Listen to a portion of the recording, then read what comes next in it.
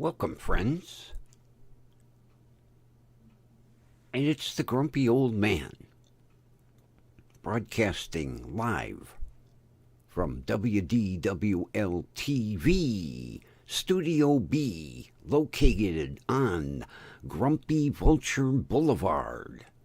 And we are a production division of Grumpy Vulture Productions. And that's enough of the bullshit vulture shit. Okay.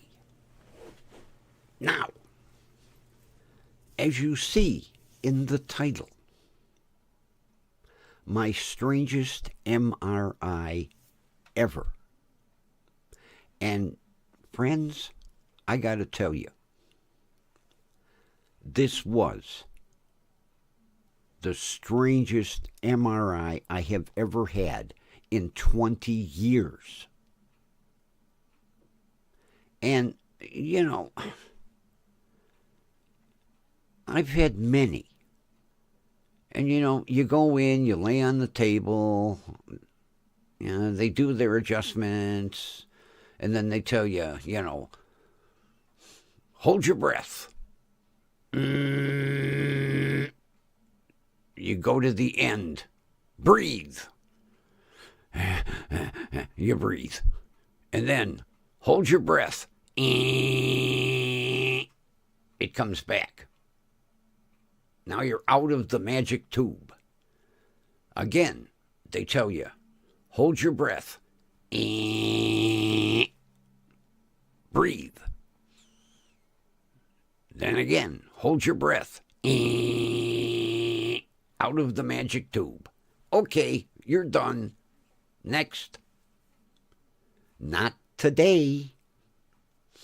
First of all, I have never in my life laid on my stomach with my arms extended outward to do an MRI. Never. So I get on the table, you know, lay on my stomach, arms extended out as far as I can extend them. And that guy beeps you back and forth a couple of times, you know, to make sure that he's got his adjustments set.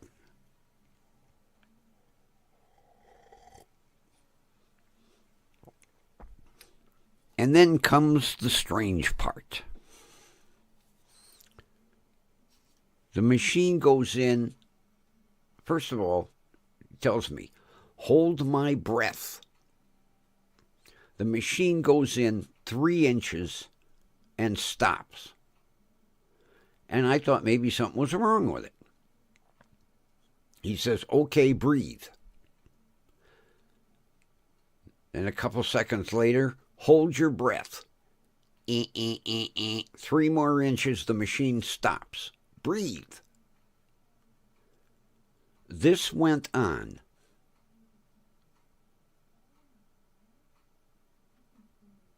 until he got to the back of my neck, my shoulders. He started at my waist, 3 inches at a time.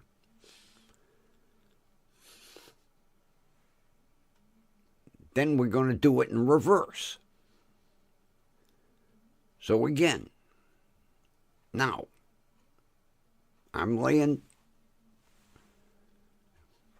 he takes the machine into my waist, hold your breath, 3 inches, again, all the way in, all the way out. Okay, I figure I'm done. Not. Now, lay on my back. Here's where it really, I go, turn over. He says, wait a minute. He puts a pillow under my shoulders so my head is back. And then he wants me to stretch my arms out and lay them on the table. I'm 72 years old. I'm not Gumby. I told him, I says, that's quite uncomfortable. He says, well, unfortunately, that's the way we have to operate. So I'm laying there. And we do the hold your breath, 3 inches, breathe. Hold your breath, 3 inches, breathe. We go into the machine. I'm up to here. Yeah, I'm watching at the spinning gizmo inside the machine.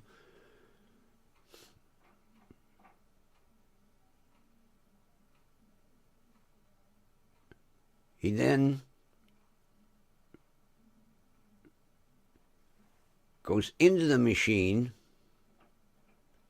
so that now I'm here. Okay? We had come out. So the machine was here.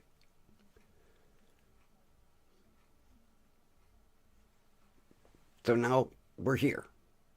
We start back into the machine. Hold your breath, 3 inches. Breathe. Hold your breath, 3 inches. Breathe. Hold your breath, 3 inches. Breathe. Until now we're at shoulders. Then he says, now, exhale as much air as you can and hold it. I was like, you got to be kidding. So, okay. I hold it 3 inches.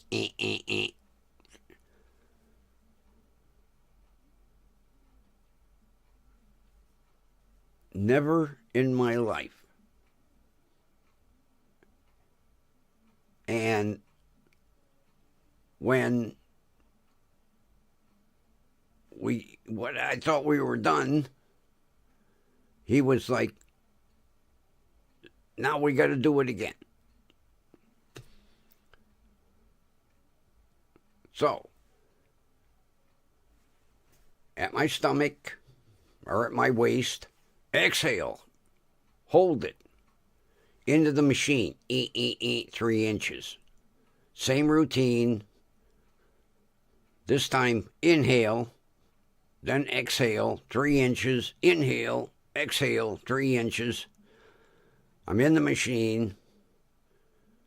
Then he tells me, now, hold, exhale, and hold as long as you can. So I exhale. Now, mind you, I'm in the machine to here. So I exhale, hold it, and he slowly is bringing me out.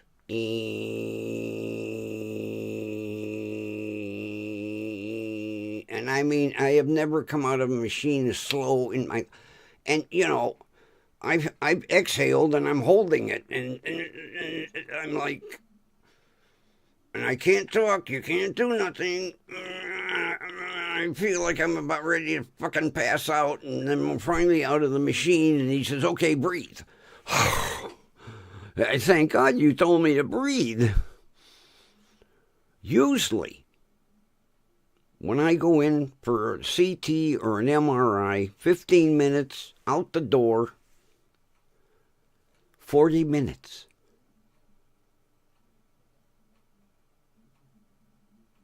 I don't know what they're looking for. I just had a scan 3 months ago. And, there was my oncologist said, well, there's a little bit of a shadow at the bottom of your right lung. I don't think it's anything to be concerned about. Okay, as long as you tell me. And I get a phone call last week, and they say, Dr. C, or C, or we, or I haven't even met him yet. I had the greatest oncologist. I loved her. Her name was Dr. Wang. And she was Korean. And I'll tell you what. First of all, I love a doctor with a sense of humor. Second of all, another thing I loved about her, and I had told her right from the start, I'm not a beat around the bush person. Just dump it on me. I'm a big boy. I can take it. And she would. She wouldn't hold nothing back. Now, mind you, this is the third oncologist. Dr. Wang was the third oncologist. You know, these hospitals have these bidding wars to steal, doctors away. And, she was originally with Kaiser. And Metro, took over the Kaiser facility in Parma when Kaiser went bye-bye. And she had been there going on 25 years. And another hospital made her an offer she said she couldn't refuse and stole her away. So now I'm on number 4. And the problem with number 4 is I can't understand him.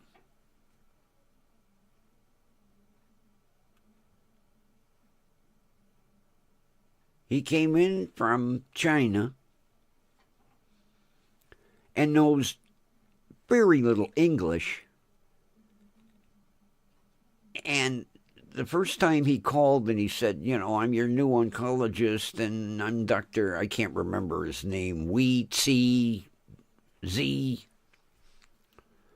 I had a hard enough time understanding him then.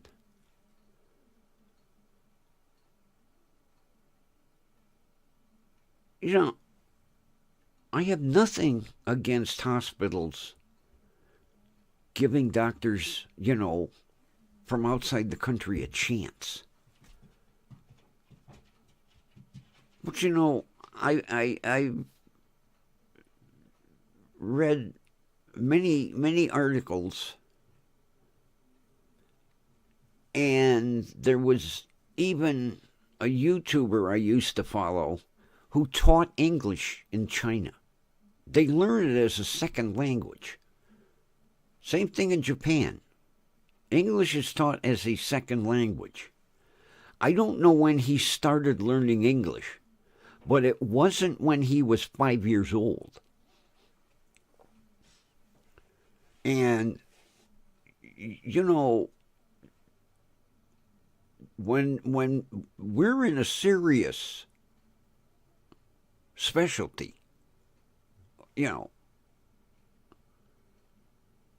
I want to understand everything you have to say. Because, the big C is scary enough to begin with. And if I can't understand, and I hate to keep asking, can you repeat that?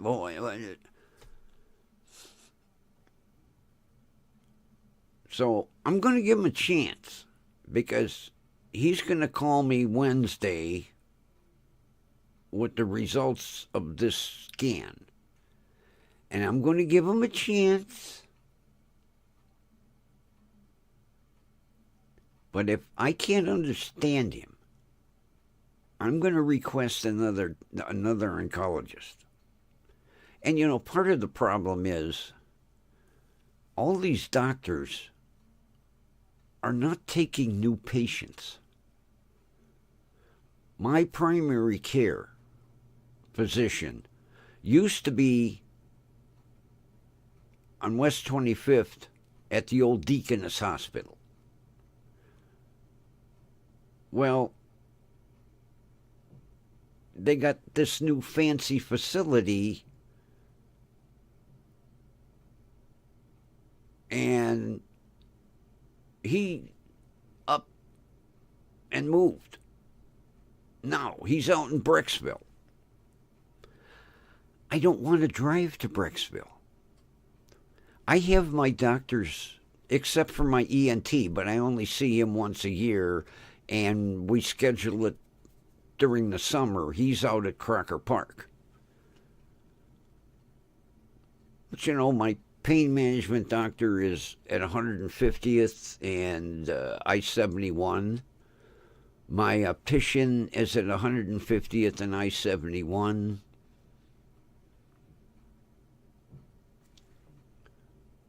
My oncologist is at Parma. There is one doctor. So this is a problem with geriatrics, too. They're bailing left and right. There's one at Parma. And I've been begging my primary care to switch me over to ask her if she'll take one more patient. Well, he said, yes, no problem. And I was like, oh, goody. Not.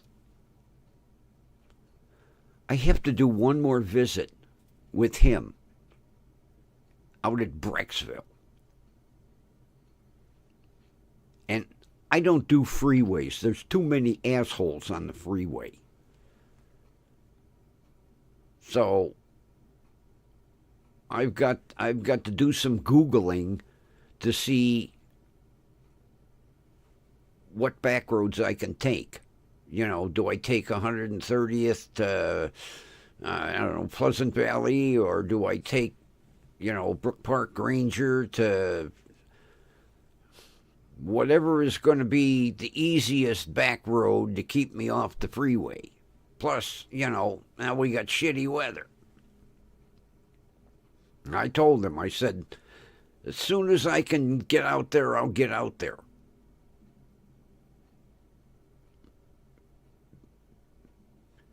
Because, with him, he wants to see me every 3 months, which we were doing when he was at Deaconess.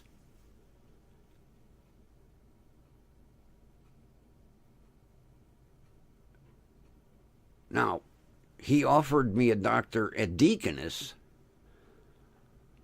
but there's a new company that took over the parking garage, and the rates have gone through the roof.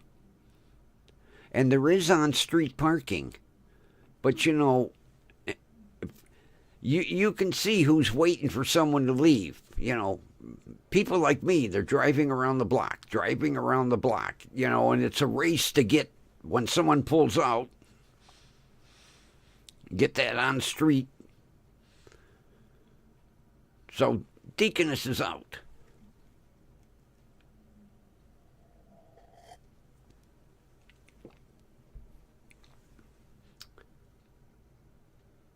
One thing I forgot to do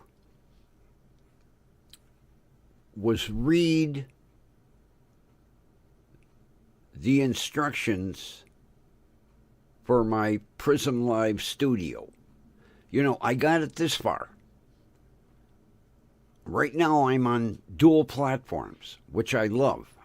I don't have to do my YouTube and then upload to Facebook. I'm on both platforms right now, YouTube and Facebook. And as soon as I hit finish, it uploads them to both platforms. And I could expand. I could go to Chapsnat and Twitcher, and there's a whole bunch of them. I only want YouTube and Faceplant. But the nice thing is, like I say, right now I'm broadcasting on 2 platforms. I have to figure out the chat.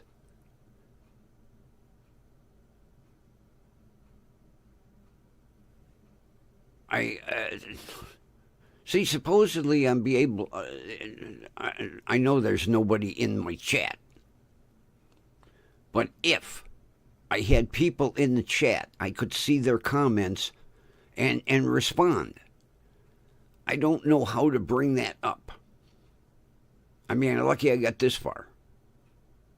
And I'll admit, I went on Google and put in live streaming program for dummies. I literally, because I tried Streamlab, that confused the shit out of me, and then there was EvMooks or something like that. I tried that. So when I Googled, live streaming program, because YouTube suggested I go in the streaming program. So I Googled streaming for dummies. And it came up with this Prism Live Studio. Well, for this dummy to figure out how to broadcast on dual platforms, that's a plus for me. And I went, the nice thing was there was a tutorial. So what I did on that computer right there, I ran the tutorial, and then I went into the settings and I did everything the tutorial suggested. And it worked. First time. So now I have to run the tutorial again to figure out the chat portion. But I think I did pretty damn good. Follow the tutorial, and I'm streaming on dual platforms. Amazing. Because once I hit finish, I'm done. Now, if I want to edit it, I can edit it. But I don't edit. What you see is what you get. So, once I hit finish, it's uploaded to both platforms. I'm done. Plus, if I want to do a recording and upload it at a certain time, like a premiere, I can do that. I figured that out. Now there's a second piece, an additional item to this Prism Live Studio called Prism Lens, which you're able to put all kinds of weird stuff in, different backgrounds like green screen stuff and that. That I gotta check into. But right now, I'm not pushing my luck. I got this far. And with that, I think I'm going to make dinner. So, friends, thanks for putting up with me. And I will chat with you